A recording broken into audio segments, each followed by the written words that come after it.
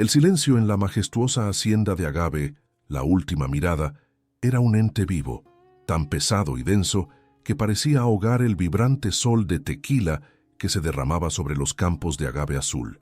Dentro de la casona de estilo colonial, cada objeto era un monumento al pasado, una reliquia de un tiempo en que la luz y el color reinaban. Fue entonces cuando el silencio se hizo añicos. El sonido agudo de cristal y metal estrellándose contra las baldosas de terracota resonó como un disparo en el corazón de la casa. Un grito gutural, un rugido de pura frustración y dolor, lo siguió.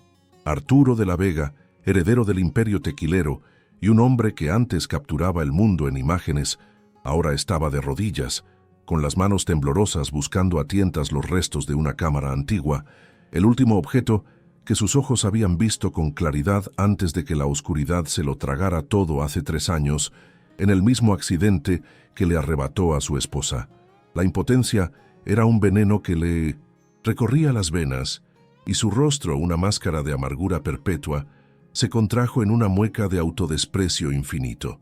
Por favor, regálanos un like para que podamos seguir creando contenido que te emocione, y que Dios te bendiga abundantemente por tu apoyo. Estamos soñando con alcanzar los 1000 suscriptores. Nos falta muy poquito y con tu ayuda sabemos que lo lograremos. Ahora, volvemos a este momento de quiebre. Arturo, con su imponente figura ahora encorvada por la incertidumbre, parecía un rey destronado en su propio palacio. Sus gafas oscuras, una barrera constante contra un mundo que ya no podía ver, no lograban ocultar la tensión en su mandíbula.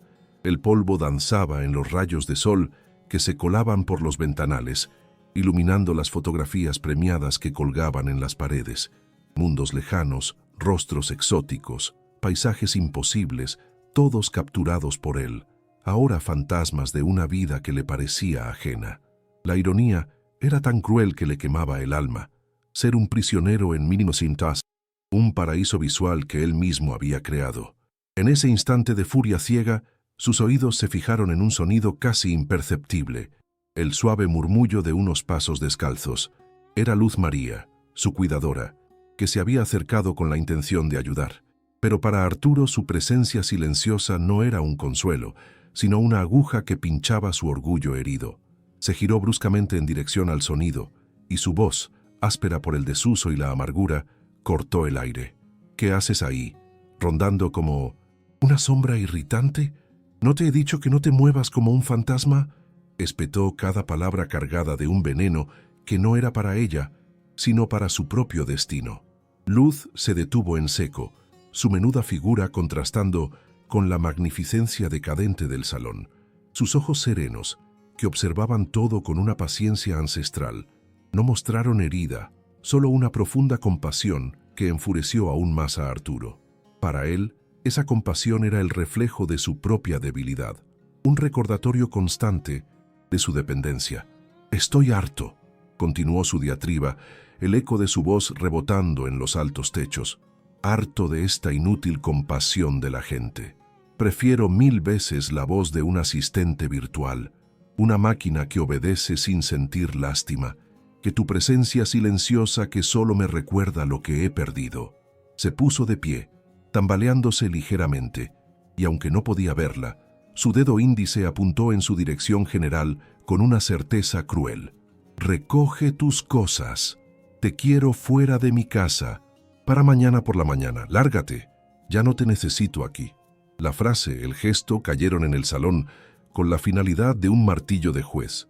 Fue el clímax de 3 años de dolor acumulado, la expulsión violenta de la única persona que había intentado traer una brizna de calidez a su mundo oscuro, y el verdadero inicio de una historia que ninguno de los dos podía prever. Luz María recibió las palabras como una ráfaga de viento helado, pero su rostro permaneció impasible. Por dentro, su corazón se encogió.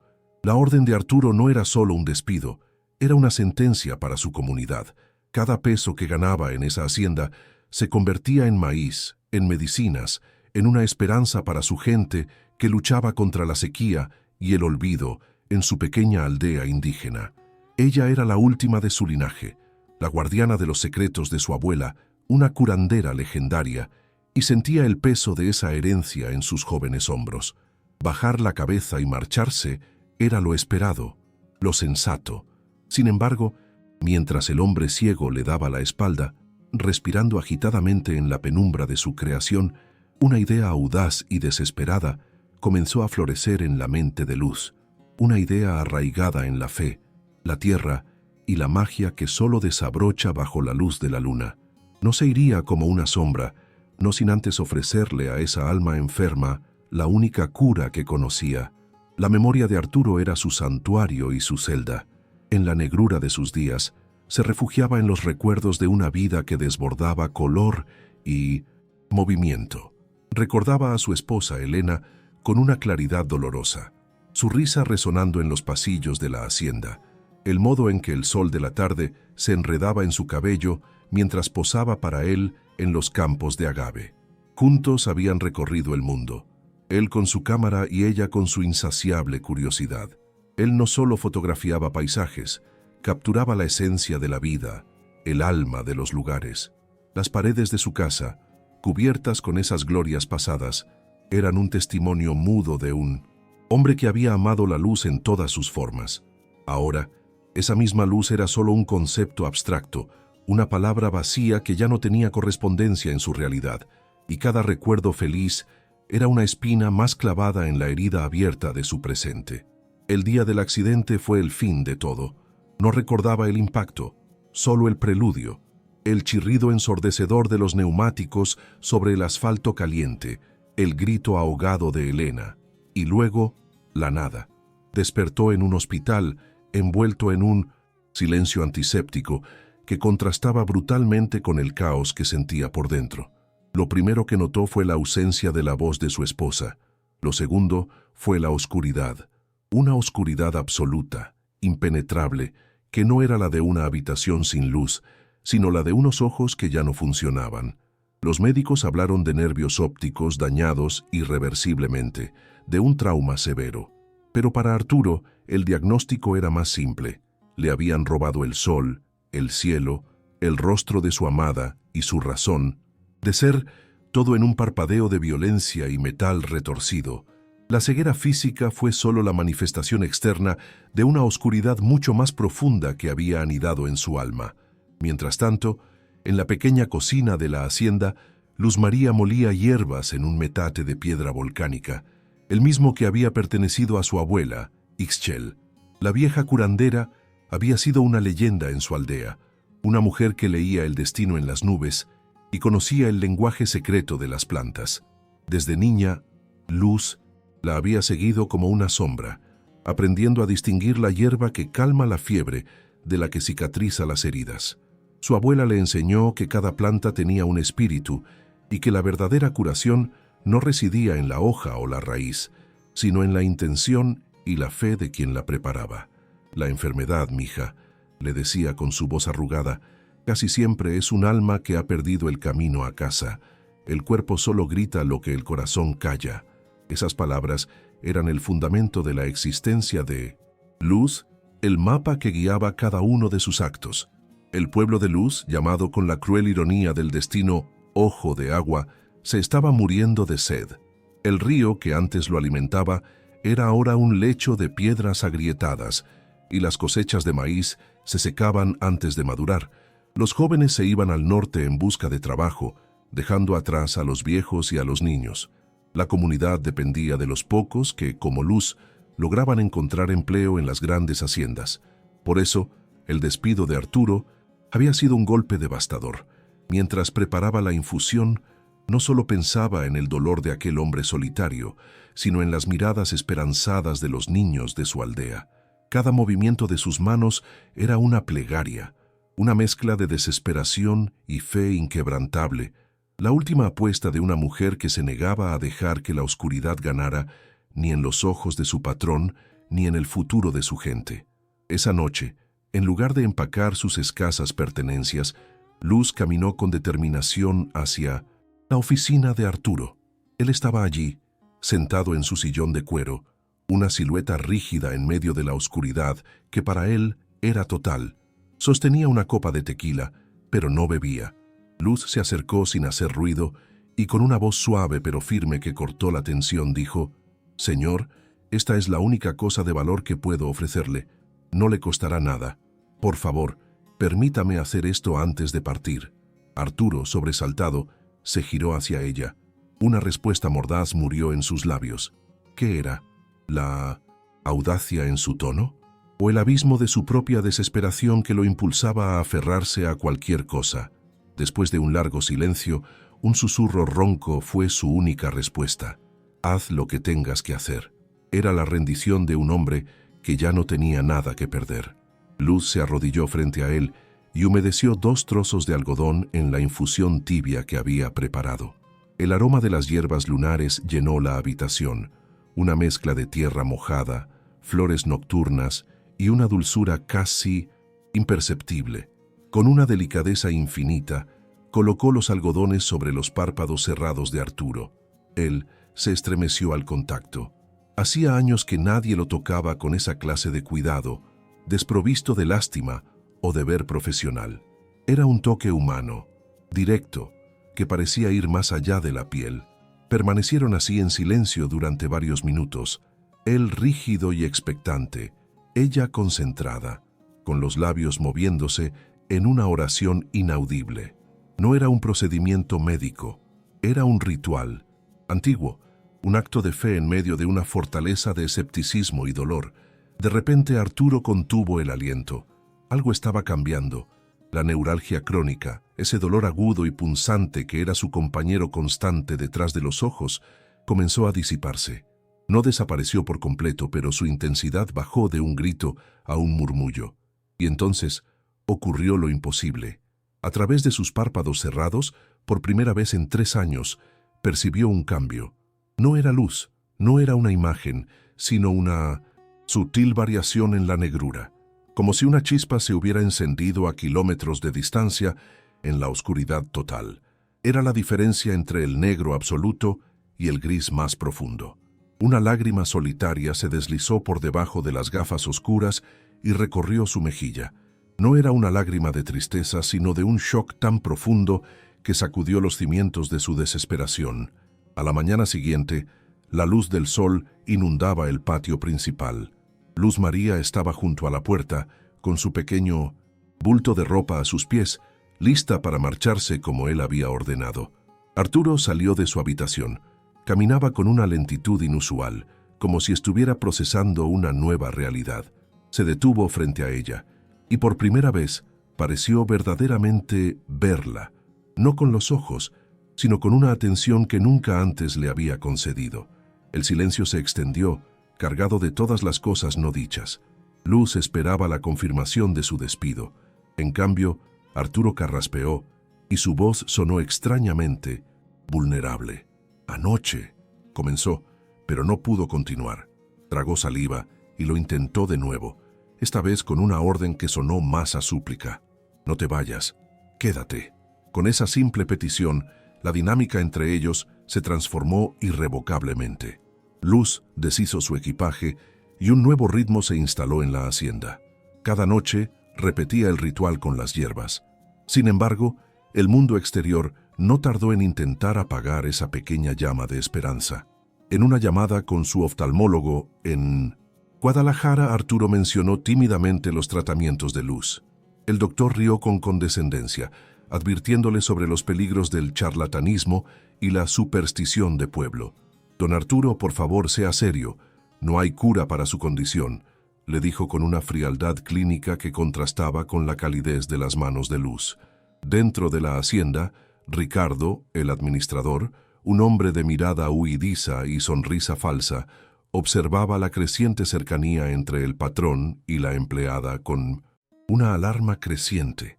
La influencia de esa curandera amenazaba sus pequeños desfalcos y su control sobre el vulnerable ciego. La batalla por la luz de Arturo apenas comenzaba. El vínculo entre Arturo y Luz se fortaleció en el crisol de la rutina y la esperanza compartida.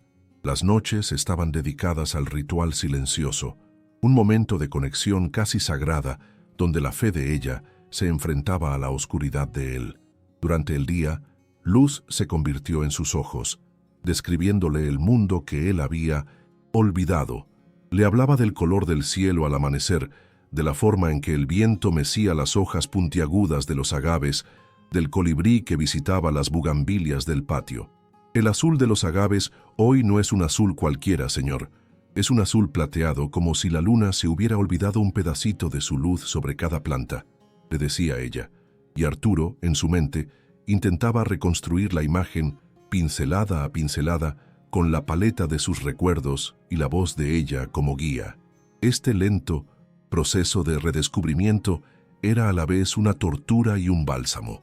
Los días en la hacienda, la última mirada, comenzaron a tejerse con un hilo de frágil esperanza. Cada mañana, Arturo se despertaba y realizaba un pequeño ritual. Se sentaba al borde de la cama y esperaba, concentrándose en la negrura, buscando cualquier atisbo de cambio. Y poco a poco, los cambios llegaron. Primero fue la capacidad de distinguir el marco de la ventana como un rectángulo ligeramente menos oscuro que la pared durante el día. Luego, una tarde, mientras Luz le hablaba, su silueta contra la luz del atardecer se registró en su mente, no como una imagen, sino como una interrupción en el vacío, una forma definida. Se llevó una mano temblorosa a los ojos, incrédulo. No era ver, no todavía, pero era un lenguaje de sombras y luz que había creído perdido para siempre, y cada pequeño avance era una victoria celebrada en el silencio cómplice que compartían. Arturo, que había construido murallas impenetrables alrededor de su dolor, comenzó a demolerlas ladrillo por ladrillo. En las largas tardes, mientras el sol teñía de oro los campos de agave, le pedía a Luz que le hablara de su vida. Ella le contó de su abuela Ixchel, de las leyendas sobre el nacimiento del sol y la luna, y de la sabiduría que se esconde en el desierto. A cambio, él le abrió el baúl de sus propios recuerdos, hablándole de Elena por primera vez, sin que su voz se quebrara por la amargura. Le confesó cómo ella odiaba posar para las fotos, pero lo hacía por amor, y cómo su risa era el sonido que más extrañaba en el mundo. Luz se convirtió en la guardiana de sus memorias, escuchando con una empatía que no juzgaba, simplemente acogía, permitiendo que el veneno de su duelo comenzara a drenar. En un giro irónico y conmovedor, el maestro de la luz comenzó a enseñarle su arte a la mujer que se la estaba devolviendo. La fotografía no se trata de lo que ves, sino de cómo lo ves. Es el arte de pintar con la luz, le explicaba Arturo, mientras sus manos dibujaban en el aire la forma de una cámara. Le enseñó sobre la regla de los tercios, sobre la importancia de la hora dorada, sobre cómo una sombra podía contar una historia más poderosa que un rostro iluminado. Luz, fascinada, absorbía cada lección. Se convirtió en su aprendiz, describiéndole escenas para que él las fotografiara en su imaginación. Hay una familia de gimadores trabajando a lo lejos, señor. El sol del mediodía perfila sus sombreros y hace brillar el acero de sus coas. ¿Cómo capturaría usted ese momento? Y Arturo, con los ojos cerrados, componía la imagen en su mente, sintiéndose, por un instante, completo de nuevo. Sin embargo, una sombra muy diferente se cernía sobre ellos, la de Ricardo, el administrador. Observaba la transformación de su patrón con una creciente alarma. Un Arturo con esperanza era un Arturo menos manipulable, y la influencia de Luz era una amenaza directa a sus actividades fraudulentas. Con una astucia reptiliana, comenzó su campaña de sabotaje. Un día, después de ver a Luz recolectar una rara orquídea silvestre que usaba en sus infusiones, Ricardo ordenó a un jardinero que limpiara esa zona de mala hierba. Cuando Luz descubrió las flores arrancadas, sintió un nudo de angustia en el estómago. No era solo una planta, era un ingrediente vital, y su ausencia significaba un retroceso en el delicado progreso de Arturo. No contento con eso, Ricardo decidió sembrar la cizaña directamente en la mente de Arturo. Se le acercó con una falsa expresión de preocupación en el rostro. Patrón, con todo respeto, no quiero meterme donde no me llaman, pero he visto a esta muchacha, a Luz, reuniéndose con un hombre de aspecto sospechoso en los límites de la propiedad. Le entregaba un paquete. Quizás solo soy yo, pero en su condición, uno debe ser cuidadoso. Hay gente que se aprovecha de la buena fe, dijo, dejando que el veneno de la duda hiciera su trabajo. Sabía que el mayor miedo de Arturo era ser visto como un ciego vulnerable y fácil de engañar, y atacó directamente esa inseguridad, esperando que fuera suficiente para quebrar la confianza que se estaba forjando. La semilla de la duda, por un momento, encontró tierra fértil. La mente racional de Arturo, entrenada para el escepticismo y herida por la traición del destino, luchó contra el instinto de su corazón. El comentario del doctor sobre el charlatanismo resonó en sus oídos, mezclándose con la advertencia de Ricardo. Una tarde, la frustración por un estancamiento en su progreso lo desbordó y se desquitó con Luz. ¿Estás segura de que sabes lo que estás haciendo? ¿O solo estoy cambiando una ceguera por otra, la de la falsa esperanza?, le espetó. Las palabras quedaron flotando en el aire, crueles e injustas. Vio, o más bien sintió, cómo ella se encogía, herida. El arrepentimiento fue instantáneo y profundo, una punzada de vergüenza que le demostró hasta qué punto se había vuelto dependiente de su Luz. Mientras tanto, el plan de Ricardo se volvía más audaz. Con Arturo distraído y dependiente de él para las finanzas, había estado inflando facturas y desviando pequeñas sumas de dinero durante años. Ahora, con la posibilidad de que Arturo recuperara cierta autonomía, necesitaba actuar con rapidez.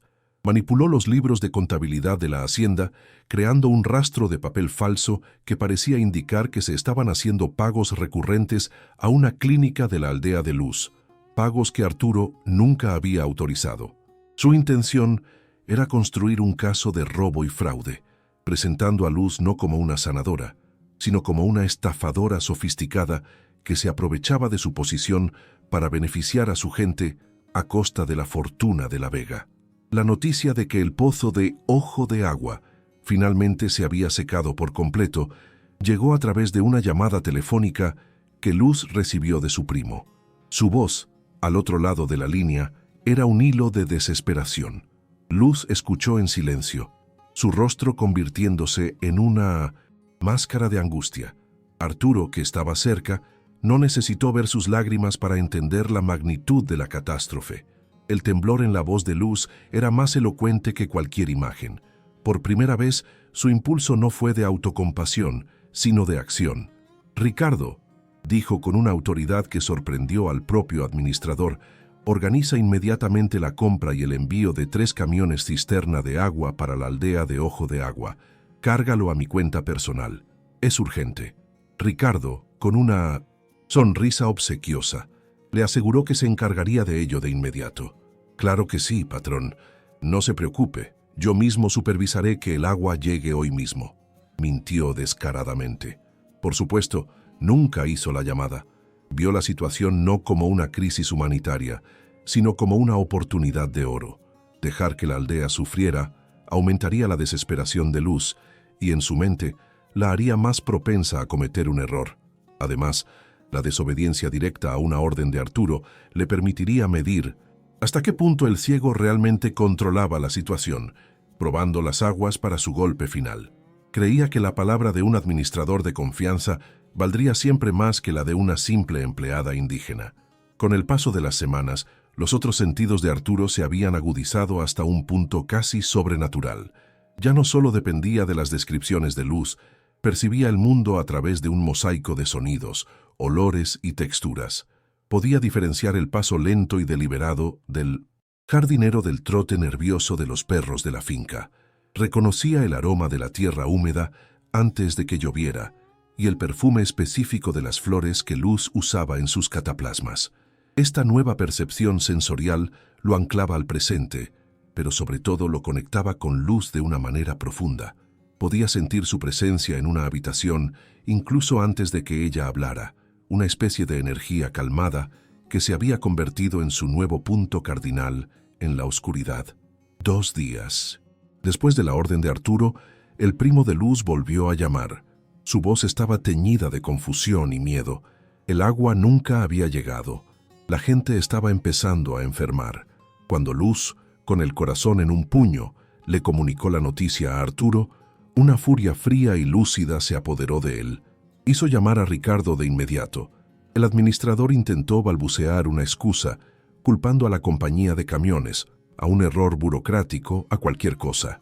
Pero por primera vez, Arturo escuchó más allá de las palabras. Oyó la falsedad en el tono, la falta de convicción.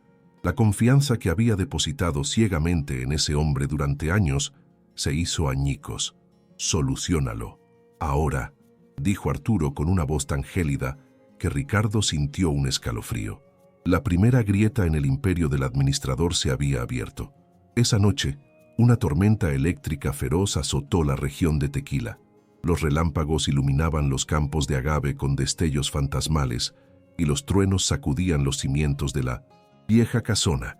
Un rayo cercano provocó un apagón, sumiendo la hacienda en una oscuridad absoluta y palpable, acompañada solo por el sonido de la lluvia torrencial. Luz, que siempre había sido valiente, sintió una punzada de miedo infantil.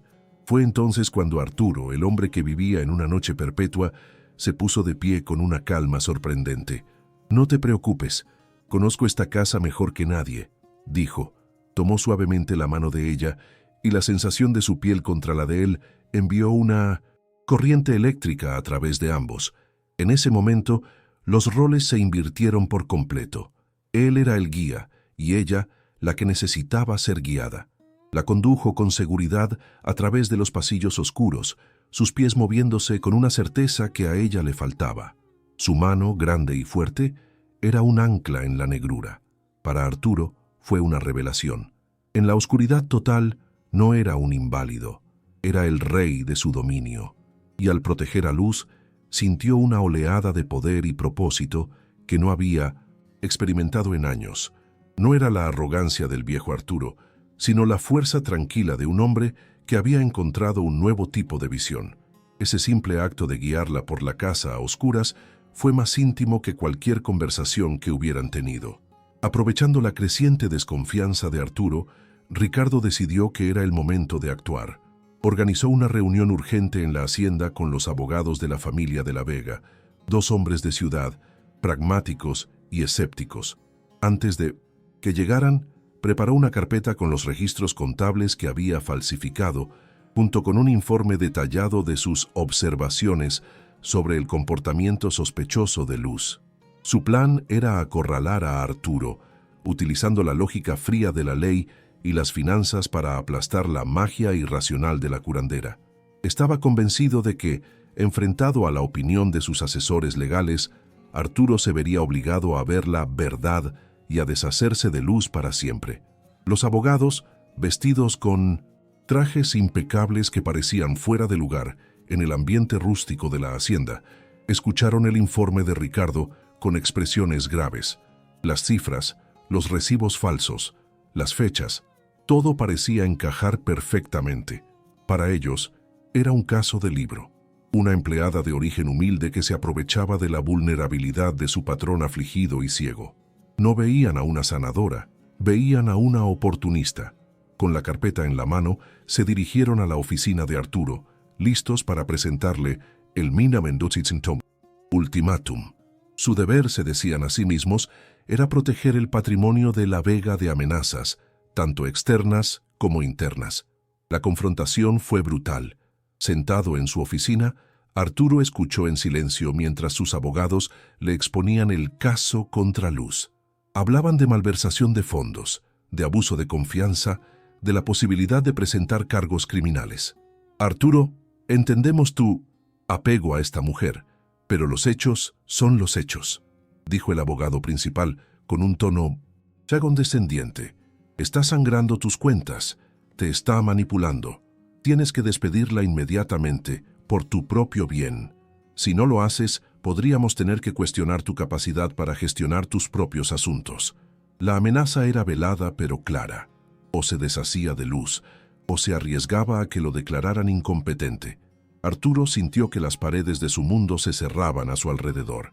Cada palabra de los abogados era un eco de sus propias dudas, de los miedos que había luchado por suprimir. La lógica, los números, la ley, todo estaba en contra de Luz, y sin embargo, su corazón se negaba a aceptarlo. Mandó llamar a Luz y a Ricardo. Quería tenerlos a ambos en la misma habitación. Ricardo entró con la confianza de un jugador que tiene la mano ganadora. Luz entró con su calma habitual, aunque Arturo pudo percibir la tensión en su respiración. El aire en la oficina se volvió denso, cargado de acusaciones y destinos en juego. Ricardo, a instancias de los abogados, repitió sus acusaciones, blandiendo los papeles falsificados como si fueran un arma. Detalló los supuestos retiros de dinero, las reuniones secretas, construyendo una narrativa de engaño y traición. A lo largo de todo el monólogo venenoso, Luz permaneció en silencio. No se defendió, no lloró, no suplicó. Simplemente mantuvo sus ojos fijos en Arturo, no con desafío, sino con una fe inquebrantable, como si supiera que la decisión final no se tomaría en base a esas mentiras de papel, sino en el espacio invisible que se había creado entre ellos durante meses de cuidado y confianza. Su silencio era más poderoso que cualquier negación. Un largo y pesado silencio cayó sobre la oficina cuando Ricardo terminó de hablar. Los abogados miraban a Arturo, esperando la inevitable capitulación. Pero Arturo no estaba escuchando sus voces.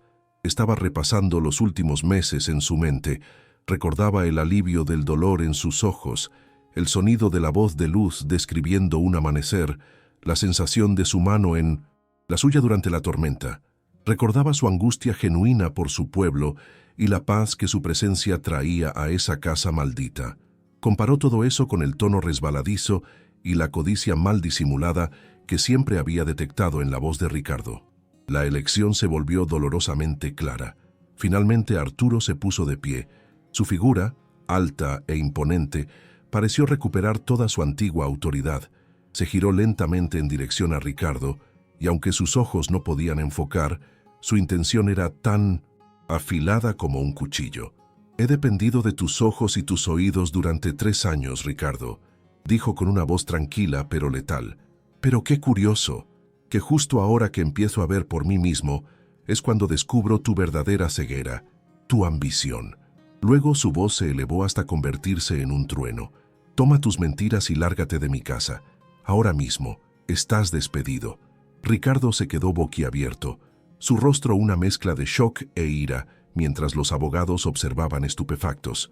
En medio del caos emocional que siguió a la expulsión de Ricardo, con los abogados tratando de razonar con él, el teléfono de la oficina sonó, estridente e insistente. Agotado, Arturo lo tomó y se lo llevó a la oreja. Era su oftalmólogo de Guadalajara. Su tono de voz era completamente diferente al de siempre. No había condescendencia, solo pura y absoluta perplejidad. «Arturo, no tengo explicación para esto. Acabo de recibir los resultados de tus últimos escáneres. Hay actividad, regeneración. Nerviosa. Es algo que creía médicamente imposible», balbuceó el doctor. Hizo una pausa como para asimilar sus propias palabras.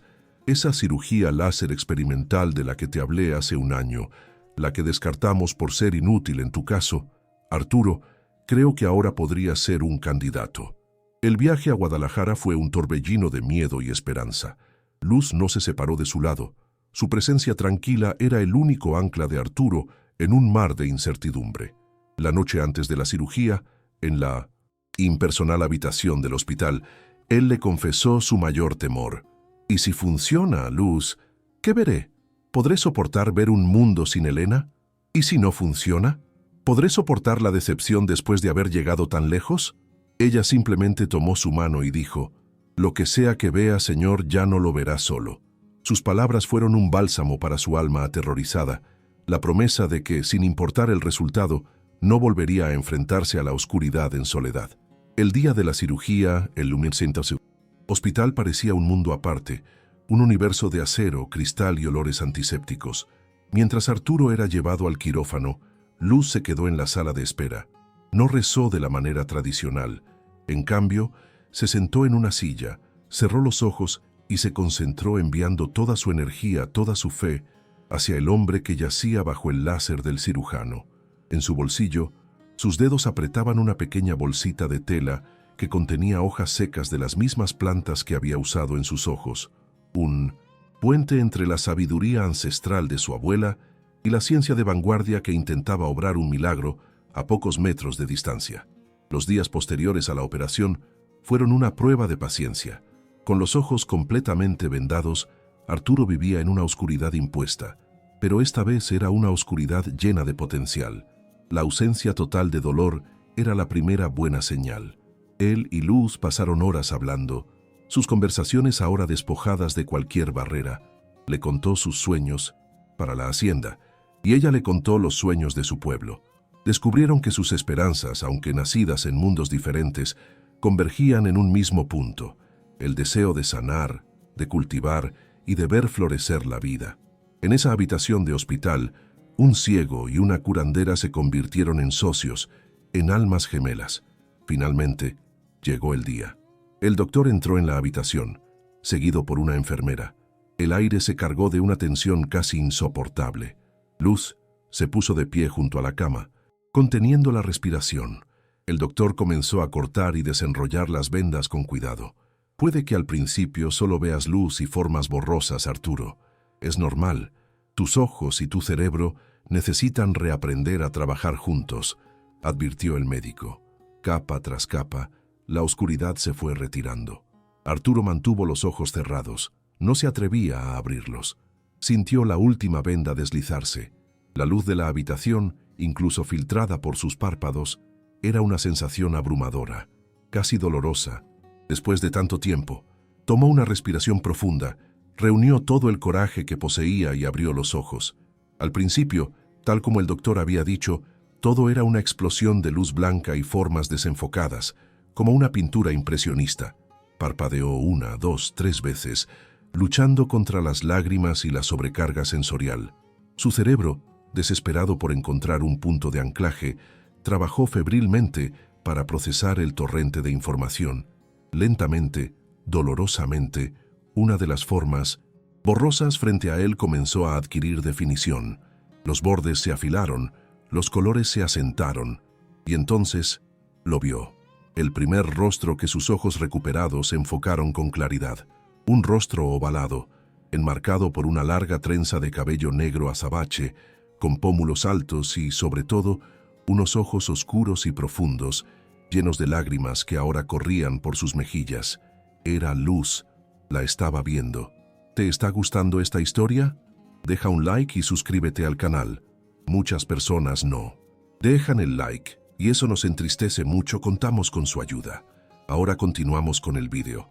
La emoción lo golpeó con la fuerza de una ola, una mezcla de incredulidad, alegría y una gratitud tan inmensa que le robó el aliento. No era solo la maravilla de ver de nuevo, era la abrumadora revelación de a quién estaba viendo. El rostro que había imaginado tantas veces a través de su voz, su tacto y su aroma, era 1000 veces más hermoso de lo que su mente podría haber concebido. Extendió una mano, temblorosa, y rozó su mejilla, confirmando que era real. Las lágrimas brotaron de sus propios ojos, las primeras lágrimas que podía ver caer.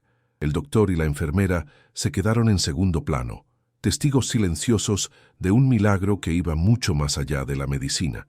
En ese momento, Arturo comprendió la verdad más profunda.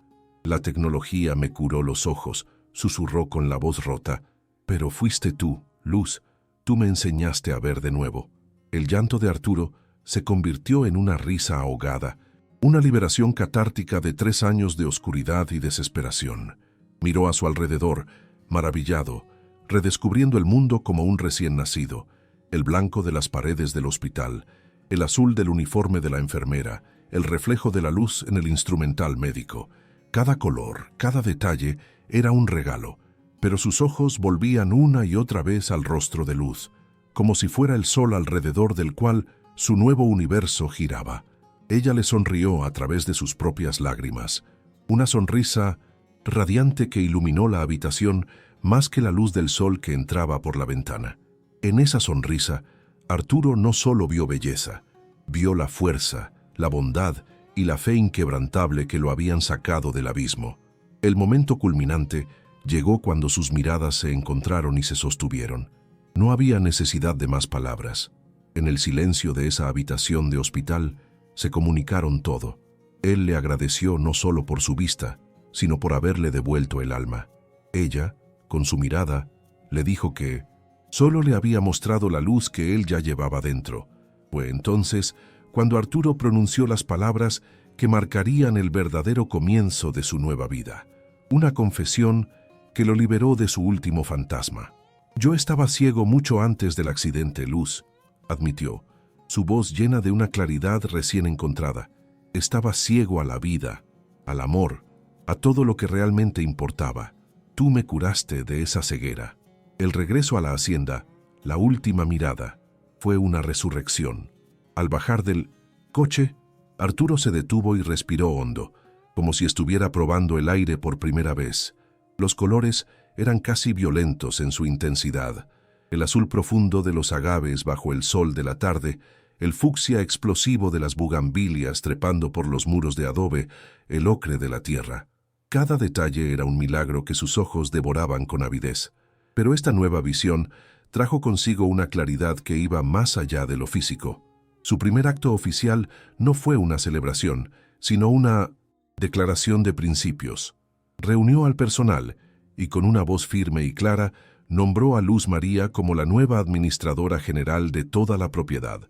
Ya no era la cuidadora silenciosa, sino su socia, la gestora de un nuevo futuro, una decisión que cimentaba su transformación y el nuevo orden de su mundo. El sueño que habían tejido en la habitación del hospital no tardó en echar raíces.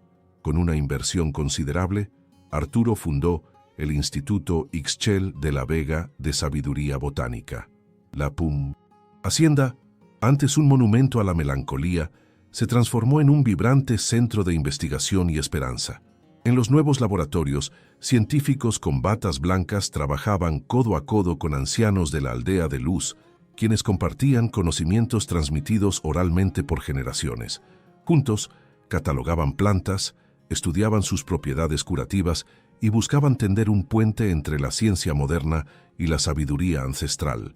La finca se llenó de vida, de estudiantes, de investigadores y del murmullo de dos mundos aprendiendo a hablar un mismo idioma, el de la sanación.